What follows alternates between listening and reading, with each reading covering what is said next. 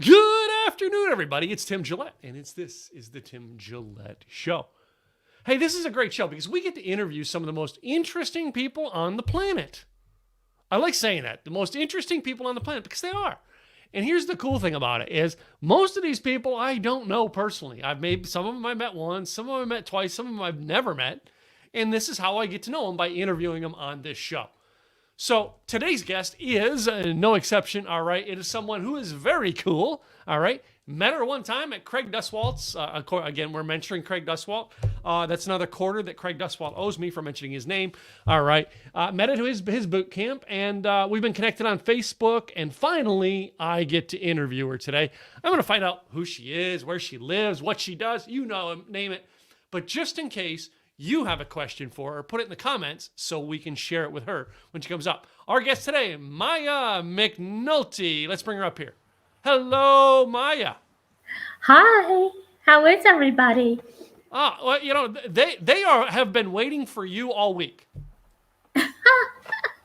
That's awesome. I'm excited. Thanks for having me. Hey, everybody. I hope you're having a great day. It is April Fool's Day. So was that a joke? No, but did you know, Maya, that April 1st is the anniversary of my company? Oh, 11 years congratulations ago today, and I put my happy first anniversary. blog post out, which changed my world. Happy anniversary. Yeah. Happy, what do we say?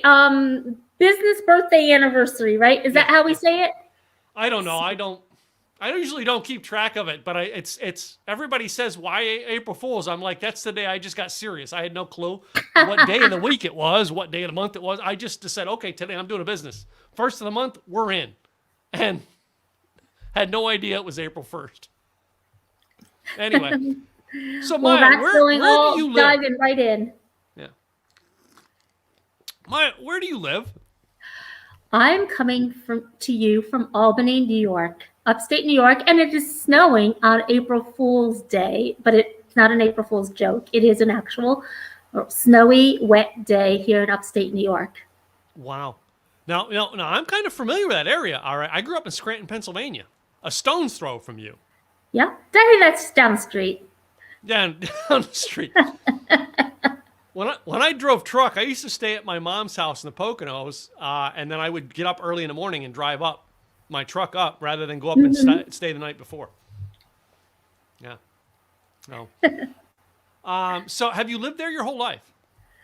Mostly, I mean, besides college, I came to America in 1979 with my family, my mom and dad and my brothers, and we've lived in Schenectady since then, and I've been in this area. It's a little town north of Albany, or they always say go west, but Albany, about 13 miles. It's a little town called Niskayuna, New York, and this is where I've lived for the past 20 years.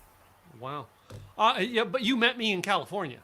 I met you in California because I, like you, do marketing and advertising and promotions, and it's kind of fun to go and travel. And that's one of the things I miss is connecting with real people in like venues and doing business one-on-one with each other. It's been a real adverse learning that we've had to all adapt to in 2020 and now early first quarter 2021.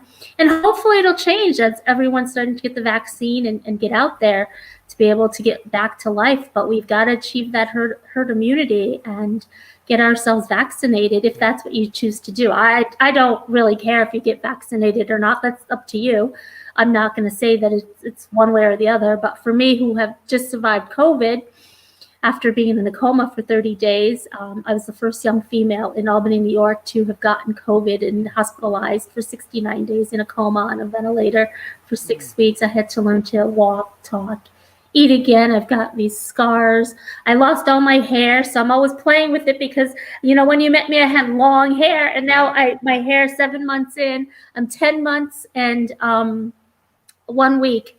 Post-COVID surviving and survival, and I'm sharing my story with people so that they too could see the hope and the dream and the light and believe that they too can become a survivor and whole again and get back to their life as they were, or even better.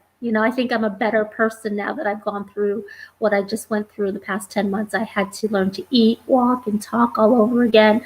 I was being Hoyer lifted out of bed.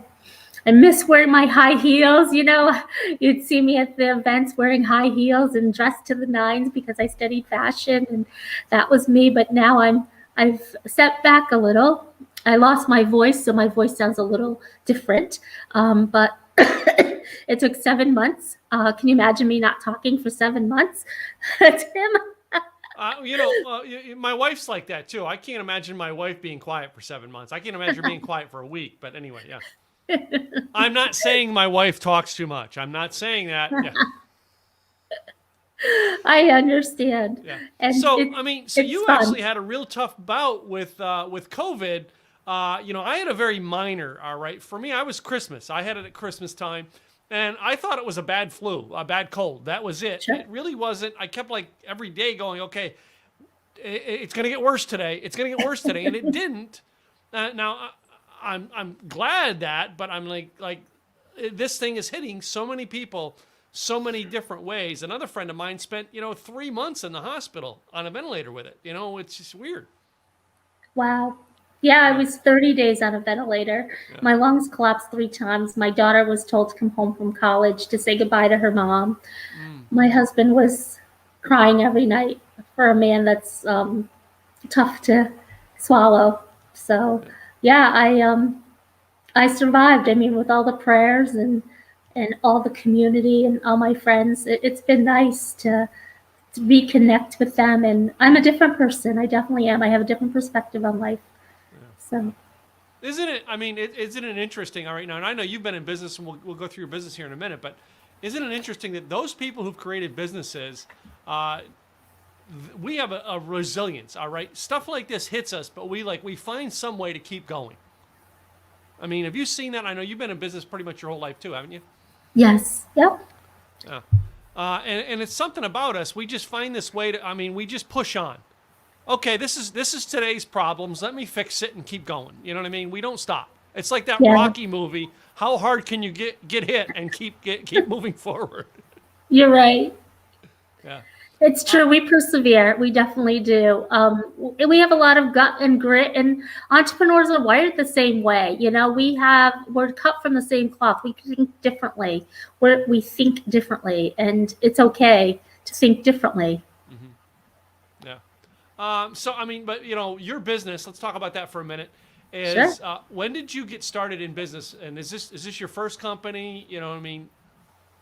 Well, interestingly, like every entrepreneur that chooses not to give up and fall down 100 times and gets picked up 101, I first, when I graduated college, I studied fashion merchandising and design, and I moved back to the Albany area because I met my husband and got married, but I was still in school at the time, and I wanted to finish college. And so after I did that, I ended up getting back home, which in Albany, New York, there's really no fashion capital here, but I was in London, Paris, Rome, Boston, New York City, all the big,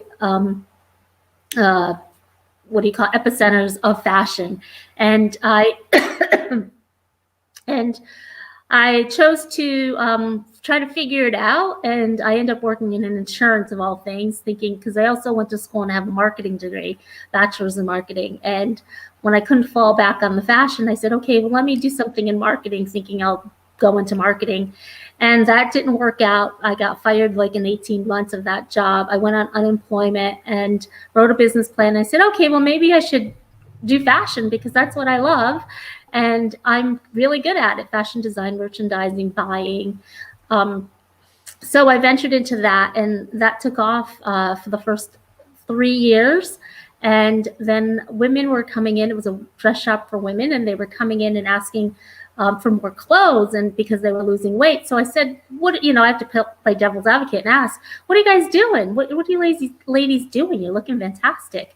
And they said that they were going to Curves for Women. So I researched the Curves for Women, but I didn't really do my due diligence. I just bought on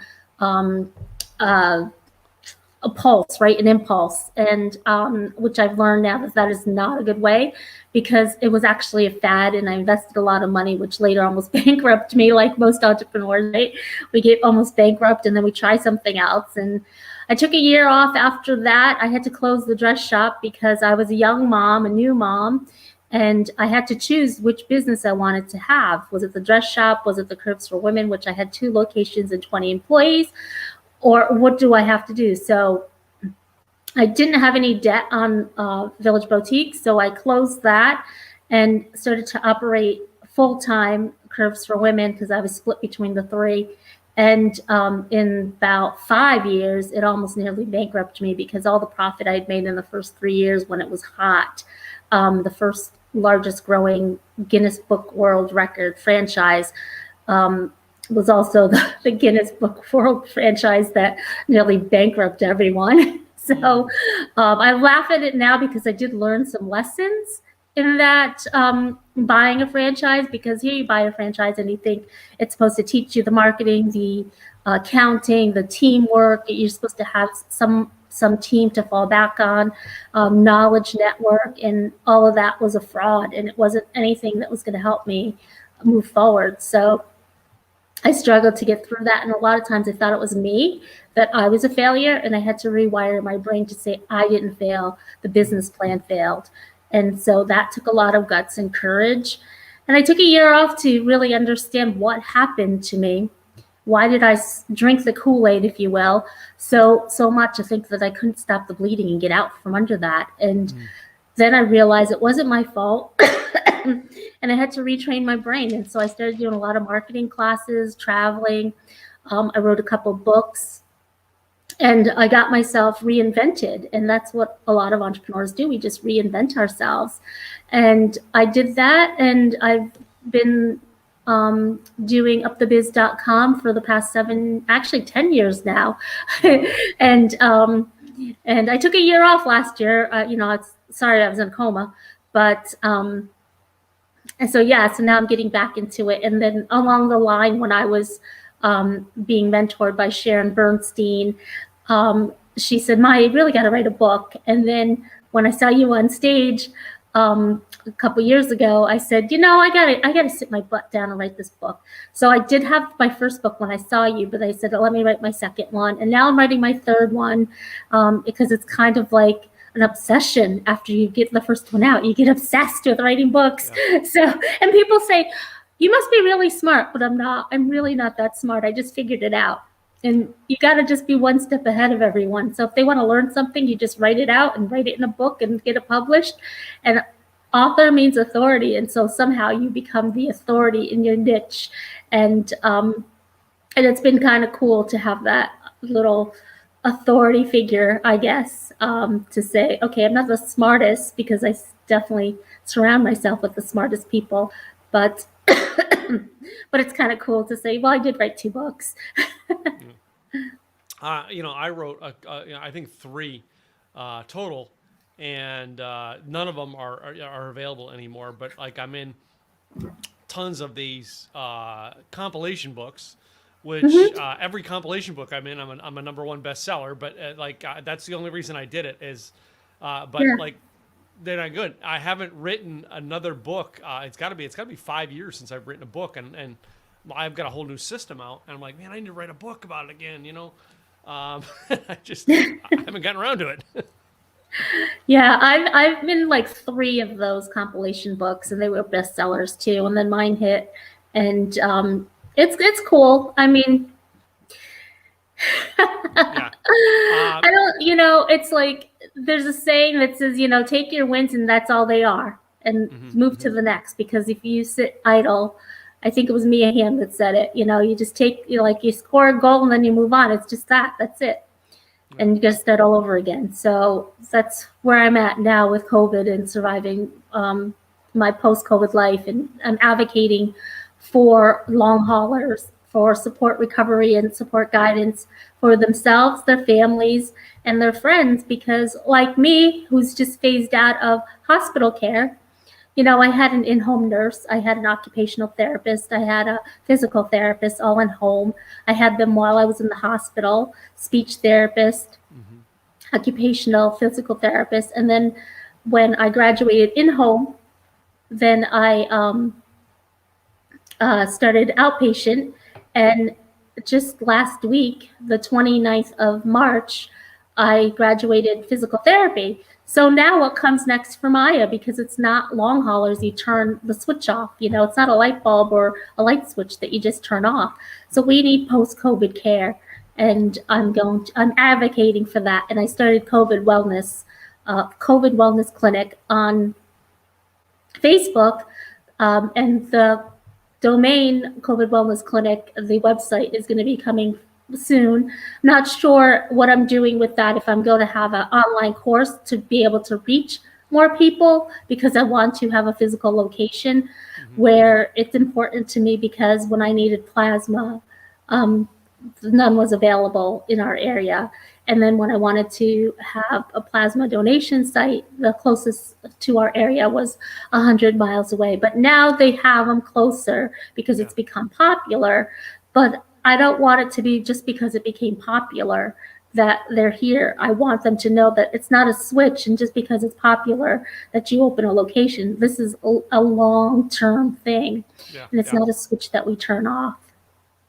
I mean, and you know what I mean? You talk about that. I mean, in your struggles over the years, you learned by trying to follow something that was popular at the time, and then learning from the failures of that. So you've taken that wisdom into this new venture, right? Absolutely. I think that's what we have to do.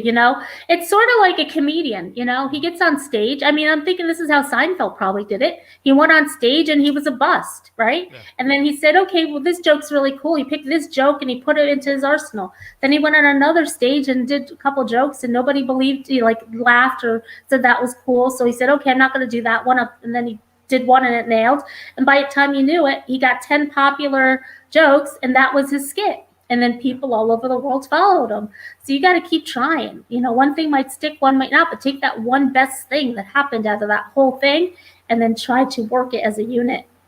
And you speak of that. It's like I met a comedian in 2010. I was in Los Angeles. I was in Hollywood for something. I don't remember what. And the hotel I was staying at actually had a club downstairs, and they did like an open mic night, like where comedians came in. And this comedian came in, and it's like DJ Wheezy or something like that is his name. I haven't seen him since, but we're connected on Facebook. And he created a whole joke.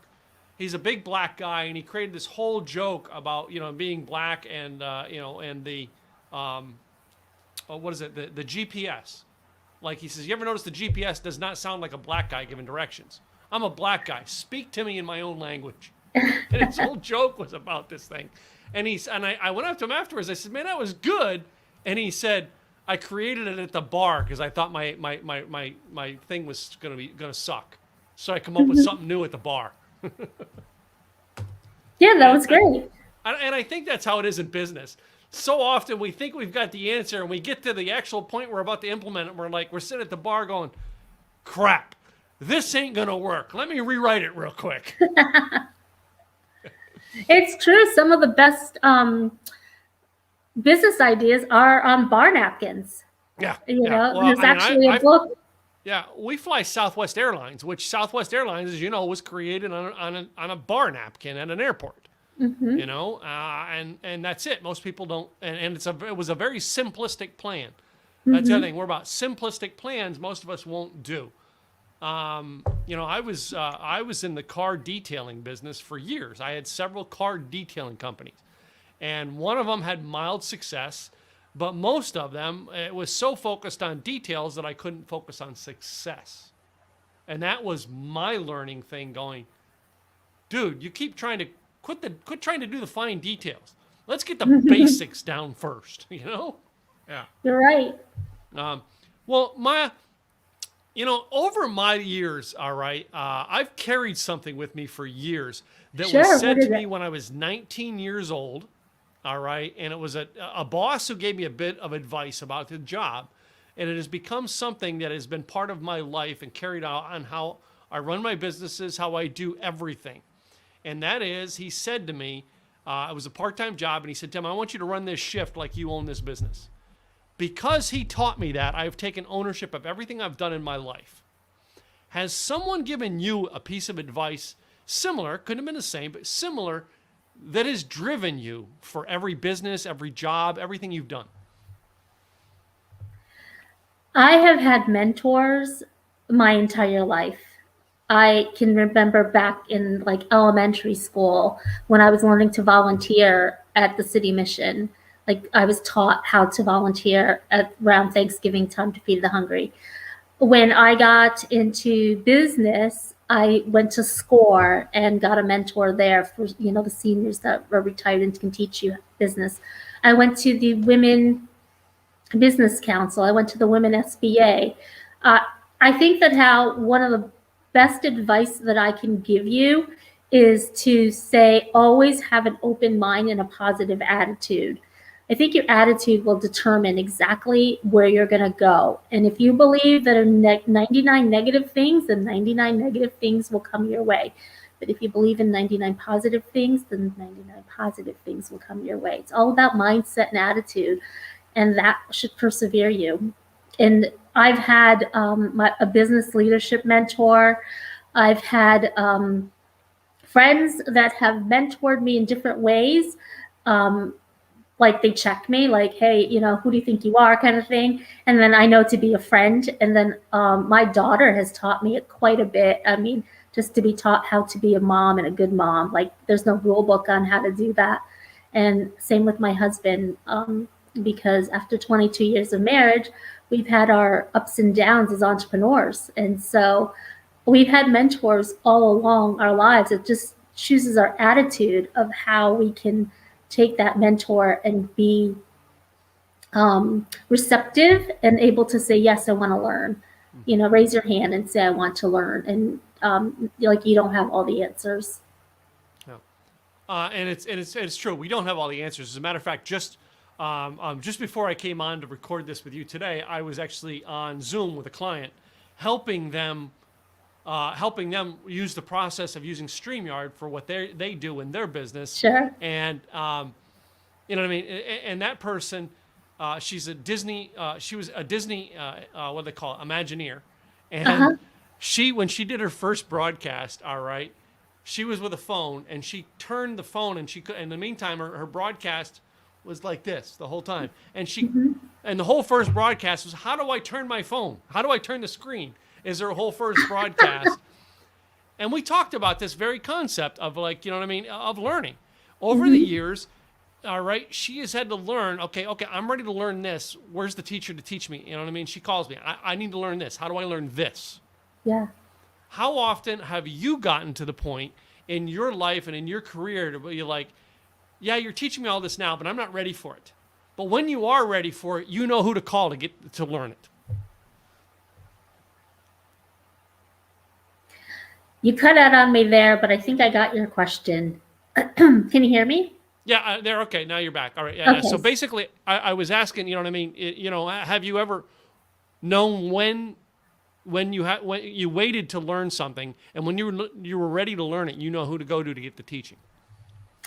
So Tim, that's a good question, because all our lives we've been given good advice and bad advice. We've been given good doctor advice. We've been given good accountant advice. We've been given good directions, and we've been given bad directions and bad advice and bad accountant advice and bad doctor advice. So sometimes we have to take it with a grain of salt and know the source, do our due diligence, and how important is it to you to follow up in getting the correct answer?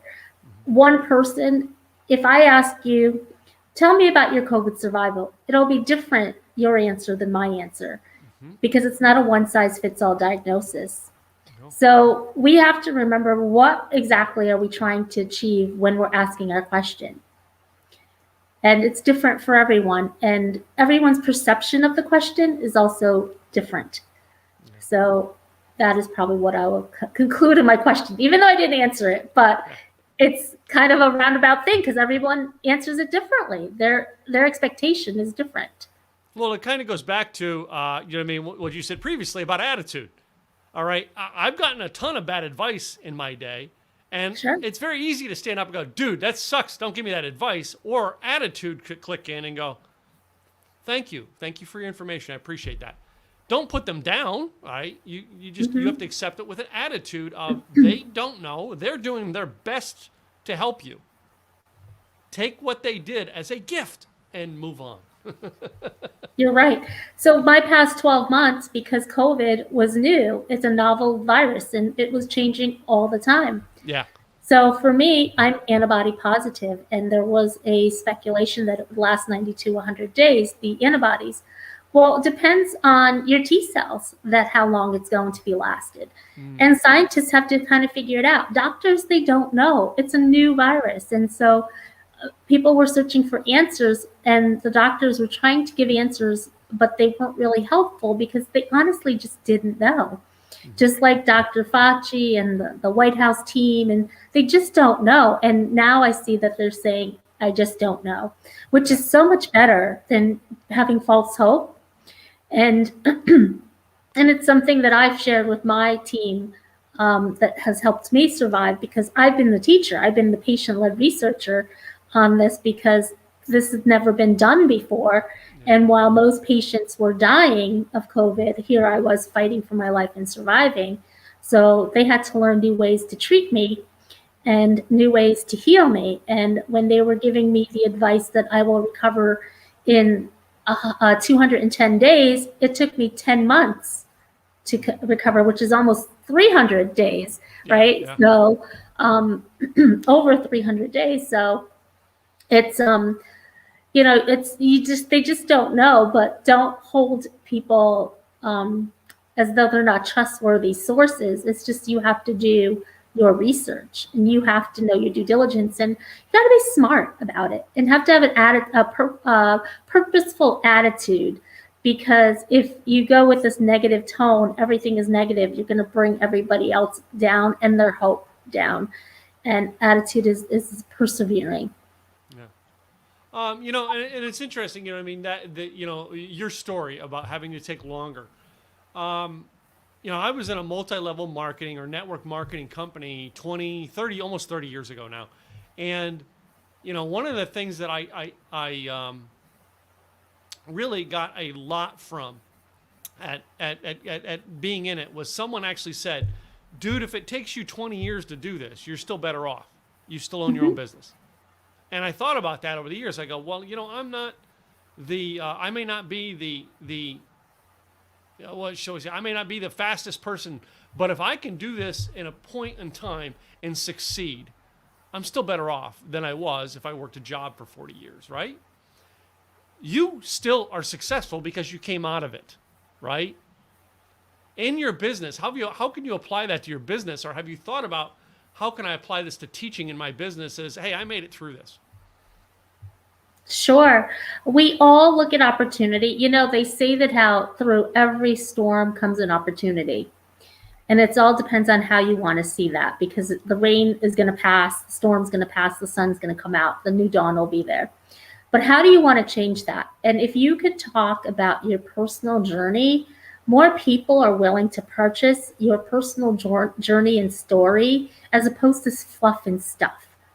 Yeah. So if you could be authentic and sell your nuggets, your jewels, those gems that people could actually use to save their life, to know that they're not alone, to give a hand to, you're giving your hand to lift them up and not out. You're not giving a hand out, but you're lifting them up. Knowing how you're doing that and comforting people, when you're comforting people, it gives them hope and light. They don't want to be sold. Nobody wants to be sold. And people know when you're being sleazy and salesy. But if you're being authentic and genuine, people know that too. They can feel the energy. So if you want to make a quick buck, go ahead. It's possible. But it won't last for long. The new way of doing things is not necessarily selling stuff. If anything, the pandemic taught us that look, we can just be behind the screen and have a successful life. We don't need to go out there and pound and be in a big brick and mortar building and rushing on the throughway in gridlock traffic. We could still make a living being in the comfort of our own homes through the internet. This pandemic has made us believe that because we just did it. It takes 21 days to form a habit, 63 days to form a ritual. And so you've been doing StreamYard or Zooms or some type of networking marketing online for more than 21 days. So it's becoming a habit. It's just like going to the gym where the first 3 weeks, nobody really notices that you're losing weight. But then a month in, they're like, are you doing something new?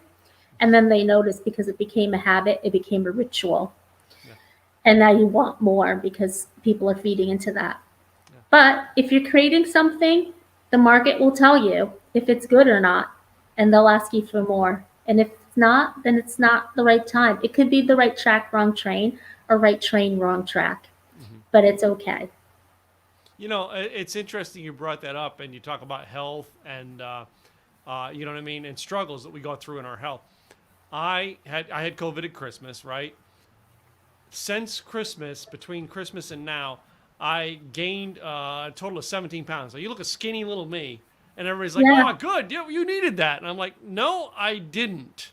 If you only knew how much that affected my health to now I have to go to an intense diet training, intense things like that. Most people can be stuck in their ways, and I was stuck in my ways to where basically skinny little Tim can eat whatever he wanted for years. Mm-hmm. It finally caught up with me. You know, Maya, in life, all right, some of us think we've got success down, all right, and you said before, all right, I've learned, I failed, all right, like that. But have you ever gotten success down with the habits you got, only to have those habits turn around and kick you in the butt?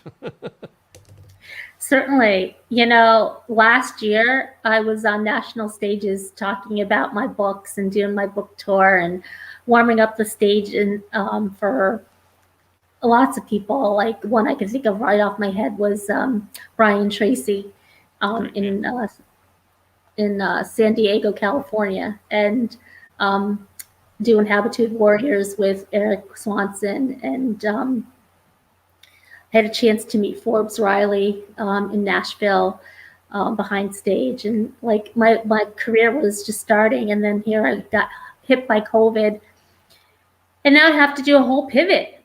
Yeah. You know, when I passed away, and I asked God, like, because I was a vegetable, I said, you know, I don't want to live like this, and I realized it was happening to me. It wasn't happening to me; it was happening for me. And so it was a chance for me to pivot to help more people. And so maybe Fundraising Secrets was the book that I'm supposed to write to get me to where I'm at now, because now I'm starting a nonprofit. So sometimes we can taste it, but we're not quite there. And it's okay, because whatever we're doing, like I talked about the comedian, one joke, then the next joke. Sometimes it might take them 10 years to get that one joke to do the whole skit. And that's okay, because as long as you're moving forward, you're not staying stuck. And if you're staying stuck, it's because you haven't changed your attitude. Yeah, exactly. I love that thought process. So, well, Maya, you know, there's a lot of people listening in, and you know, cool. Some of them, we don't know where they're all at in their life, mm-hmm. But they listen to shows like this looking for advice. So you don't know what they're looking for, but what advice, based on the knowledge and wisdom you have, what advice would you give to those listening to today's podcast? Some of the best advice that I have gotten in my life was to just never give up, be optimistic. When I was learning to walk again, the only thing I could think of is you're stronger than you think. Mm-hmm. I kept saying, I can do it. I can do it. I've said I can do it so many times that I sound like a recording, and sometimes people tease me like, I know you can do it. I know you can do it, you know, but I've said it so many times that it's just wired in my head that if I had to learn how to lift dishes, my own dish plate after I've eaten, and to be able to put that in the sink. It took me 3 months to do that. And the whole time I'd get a little closer and I'd say, I can do it. I can do it. When I first got out of bed, Hoyer lifted into a wheelchair, being able to stand up, they would say to me, okay, you ready? We're going to do this. 3 people helping me. I say, I can do it. I can do it. And I did it. And I took my first 6 steps on May 4th and 5th. Took 6 steps. And now I'm up to 1,000 with a cane.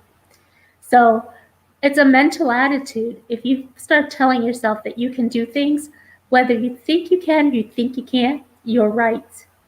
And so focus on that. That's been one of my biggest advice. And it's a great quote, too, from Henry Ford. Whether you think you can or you think you can't, you're right. You're right. Yeah, that's right. You think you can, you think you can't. You're right. Either way, you know what I mean? You determine it. So I love that quote. So it's been very good. What is the best website people can connect with you? Maybe give it a free offer or something you got? Yeah, I would love to share my book, fundraisingsecrets.org. It's a free book. I just ask that you cover the cost of shipping. Mm-hmm. And here you're going to be able to learn my 4 quads of learning how to maximize fundraising by thinking like an entrepreneur. If you're a nonprofit organization, or even if you're a for-profit organization, you can use these 23 secrets in the book, to help propel you and learn. And some of my entrepreneurial journey has been how to build a value ladder, and that's inside of the book. And instead of writing a business plan, having a value ladder actually puts you right exactly knowing what your next step is, and it kind of fast tracks you. So that's in the book. Also, how to have a timeline to be able to successfully meet your goals. That's really important. A lot of people think that how I have to hurry up and get this done. And like we talked about with the comedian, it might take him 10 years to write a joke a year to have that whole skit done.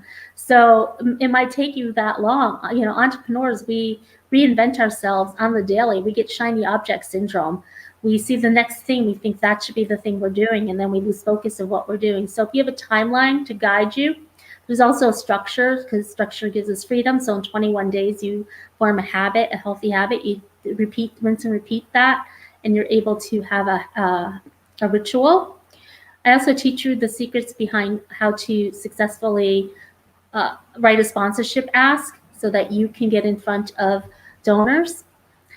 And it's been just so much fun to be able to do all of those things.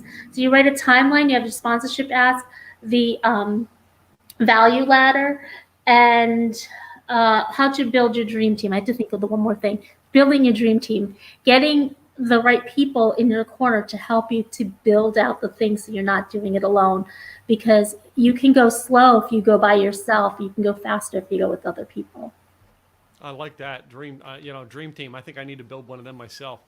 Yeah, because we don't think we can do it better. We think we can do it better by ourselves than other people can help us, and that's not true. True leaders will teach you how to bring your team with you, so you go stronger. If you go alone, it's really lonely. But if you go with a team, it's much more it's fun. You're going to be having a good time. Cool. Well, it has been fun having you on the broadcast today, Maya. Thanks. But before we finish, I have a game I play with all of my guests. Have you heard about my game? I love it. Bring it.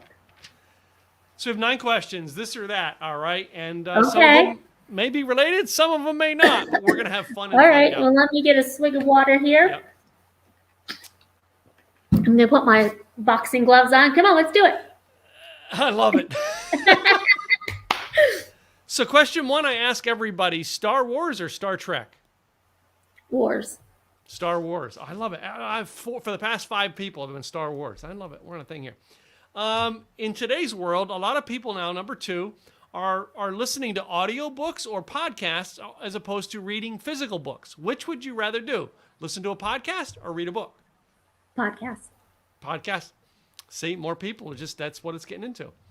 Mm-hmm. Now, number 3, I know you live in New York, so this one here, you may be able to tilt the scale on people. I've asked this one. Would you rather, with your friends, be in a snowball fight or a water balloon fight? Water balloon fight. We're still on water balloon fight, still winning that one. So now we're going to move into food products. All right. And this one here, because you're a northern girl, not a southern guy like me down here in Texas. Yeah. Mm-hmm. Taco or hamburger? Taco. Love a taco. Yeah. Me too. Believe it or not, I still love. I still think some of the tacos at Taco Bell are good. I'm good with them. If like I'm in a taco, I'll go get one at Taco Bell. Right? They're not the greatest, but they're No, good. they're terrible. Yeah. But yeah, down here we have a place called Fuzzy's Tacos that is my favorite. So yeah. Uh-huh. Next one here. All right, your drink of choice: coffee or tea? Tea. Tea? Green tea or black tea? I'm curious. What tea you drink? Green. Green? Yeah. Ice green tea. That's my thing right now. Ice green tea. So Sure. all right. Over the past year, a lot of us have actually only have to be seen from the waist up. So Yeah. are you a dress up girl or are you a yoga pants girl? I'm a pajama pants girl. For those of you on the audio, she showed us her pajamas. But my pants always match my top. And my first speaking gig virtually in this whole pandemic, I did a speech where basically I had my suit coat, my shirt, and my pajama bottoms on. Yeah. Okay, well, let's stick with that in the dress up category. Are you a heels girl or a boots girl? Well, since I haven't been able to wear my heels, I'm a boots girl now. Now, I'm talking, now, boots is a category, all right? You've seen them. I have Western boots. Yeah. I've got a collection of Western boots. I don't have any I'll be heels, honest. though. I love my high heels. The bigger the heel, the bigger. I love it. So I joined eWomen Network a couple years ago, and in our local chapter here, one of the girls says, "Well, why would you, a guy, want to join eWomen Network?" I said, "Well, it's a group of women, a group of people who like talking about hair and shoes, two things I'm interested in." Hair and shoes. What else do you need, right? But yeah, since then I've cut my hair off, and all my girls are going, "Why?" Yeah. Anyway. I know. I think I liked you better with long hair. You look older with the Yeah, it's because you can actually see my real hair color. You looked pretty rad before with the long hair. It needed. I had long hair for 16 years. It was time to cut it off and let it grow. I mean, it's growing back out, but still, I mean, it needed to be a cleansing, if you will. So I needed that. So Well, to be honest, when I went to your website, you had all your long hair. So when I saw your short hair, I was like, "Wait, is that the same guy?" So I got to because of the pandemic, I haven't been able to do a photo shoot. The girl who does Craig's photos did a photo shoot for me every year to update my photos. Well, we haven't been at an event in a year and a half, so Right. I can't get a new set of headshots. Anyway. Yeah, but I think your site looks great though. It's edgy. Yeah. So my next two questions are the controversial ones. These ones have been known to start wars. All right. My next one is the toilet paper. Does it go over on the roll or under? All right. So I posted this one on my Facebook, and one of my friends is a patent attorney, and she actually sent me the patent for it. The correct format is to go over, but I like it better under because it's easy to unroll. Yeah, those are my friends. Let me send you the patent trademark on it. My bathroom has it just sitting on top of the toilet. We're not going to fight. I just want you to wipe my butt. So true. So, my last one then is the one that some girls are going, "Why do you ask it?" But I still do, and that is boxers or briefs. My husband doesn't wear either. They're both combined. They're like they're Calvins and Tommies. They're not boxers or briefs. But I mean, for me, I'm gonna say boxers. But briefs are kind of old man like. What do you wear? I've never had someone turn it back on me like that. That's a first. They're called boxer briefs, and a lot of people, that's what they do. They go boxer briefs. Oh, okay. Because then Yeah. that's what my husband wears. Because I'm like, they're not. They're like mixed. So Yeah. But That's think the yeah, boxers that's what are I still went good. to was boxer briefs. They just seem to do a little bit better job. So anyway, yeah. Well, Maya, it has been fun having you on the web on You on the too. show today. Would you tell the Tim, it's people been both great. audio and video your website so they can get a hold of you? Fundraisingsecrets.org. Definitely come check me out there. And again, it's a free book download. And if you're on Clubhouse too, we're doing fundraising secrets on Clubhouse, and you can connect with me on Clubhouse if you're not on Clubhouse yet. We are growing there. It's for Apple users right now, but Android is coming out in May. And connect with me, Maya McNulty, and you can go mayamcnulty.com as well to connect with me. I'd love that. Cool. Well, Maya, I appreciate you being on the show today. It's been a joy getting to know you. It was fun, Tim, and I'm so glad we got to catch up. It's been way too long. Yes, it has. So, to Awesome. you guys, the listeners, I want to thank you guys for tuning in. Please go check out Maya's website. Get her book, all right, fundraisingsecrets.org. Check her out. I did, all right. Come on. She's a cool person. She's actually got a great thing going on, and she can help you with your fundraising. Go check her out. I'm Tim Gillette with The Tim Gillette Show, and I will be back with another person real soon. In the meantime, be sure and subscribe where you get your podcasts, as well as to our YouTube channel, youtube.com/Tim Gillette.